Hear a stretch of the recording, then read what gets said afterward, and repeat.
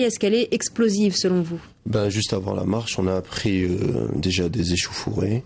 On a appris aussi qu'il y avait 20 membres du RCD qui avaient été arrêtés.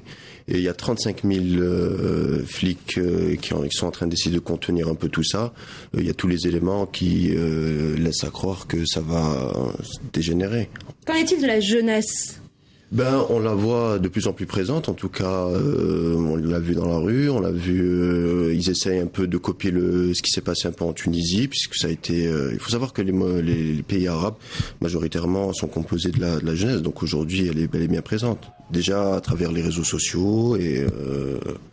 Mais grande différence, il y a des partis d'opposition en Algérie, ils sont unis, ils sont divisés. Non, le problème est là, c'est que les partis d'opposition ne revendiquent pas assez, ne sont pas le relais de la revendication sociale et ils sont complètement désorganisés. Le problème est là.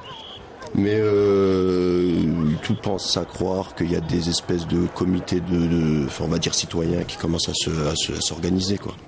Pauline, effectivement sur la situation en Algérie, puisque évidemment tous les yeux sont tournés vers Alger aujourd'hui après la chute successive du président Ben Ali en Tunisie et puis de Hosni Moubarak hier en Égypte. On se demande si ce sera le tour maintenant d'Abdelaziz Bouteflika.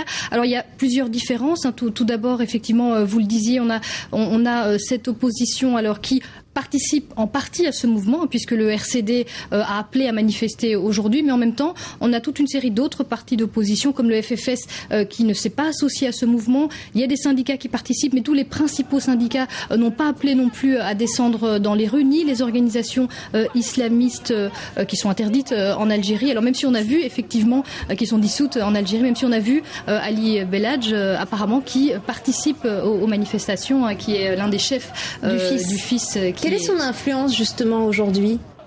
La dernière fois, il avait essayé justement, il a essayé de faire... Quel est son programme ? Oui, il a essayé de faire de la politique, c'est-à-dire qu'il a essayé de récupérer un peu tout ça, mais les jeunes ne sont pas tombés dans le panneau puisqu'il a essuyé quelques insultes, quelques moqueries. Aujourd'hui, la jeunesse ne veut plus compter sur ça pour exister.